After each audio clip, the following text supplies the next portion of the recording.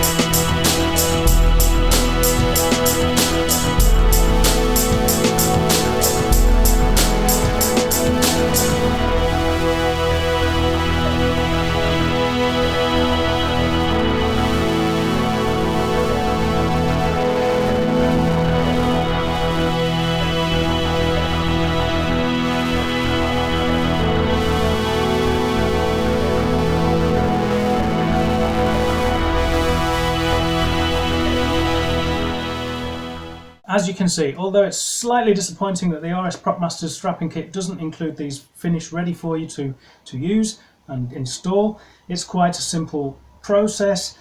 Obviously a lot better if you have a sewing machine, but you can of course do it by hand, as you will appreciate if you haven't. And the only thing that's left for us to do now is to install these in our thigh armour.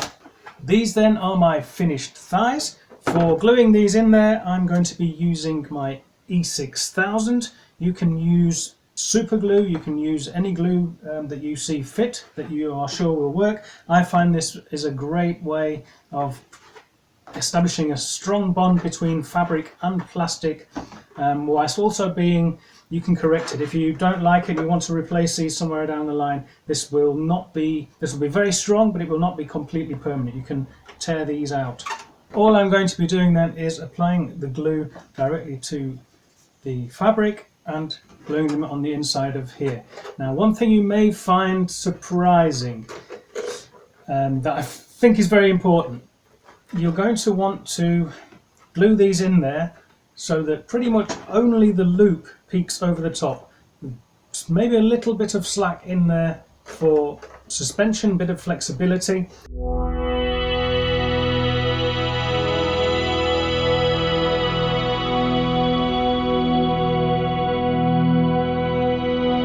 But be careful not to install these so there is too much slack between the top of the thighs and what would be your belt. It may seem unusual, but these peaks, these pointed areas on the thighs, they really do reach very far up to very short, very briefly just below the waist. So you want to get this glued in there so that it's pretty much, you see the seam where it's been sewn, and then just the seam and the loop pointing over there, because this is going to be very important when we fit the armour later on. You want your thighs to sit very high. You want them very snug underneath the cod piece. I find if they are allowed to sit lower and there's too much slack in there, they will inevitably clash with the shins or the calves, however you want to call them, and that's what causes the most discomfort when we're walking.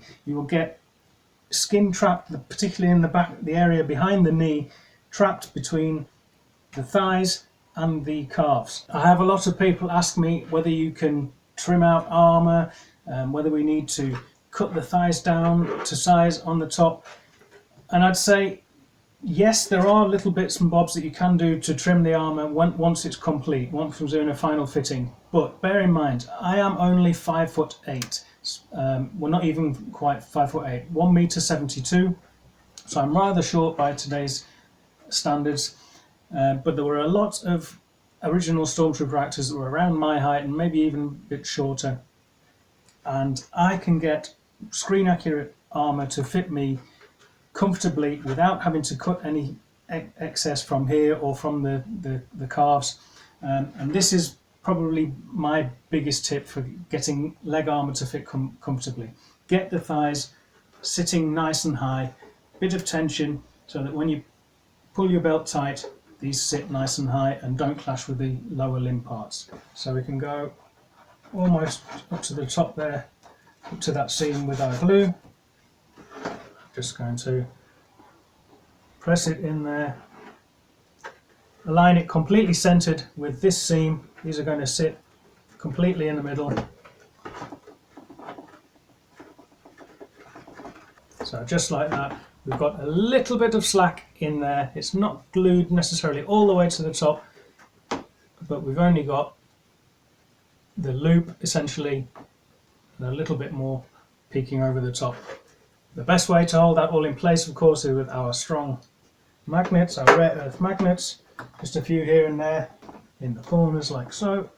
The edges sit down nice and neatly.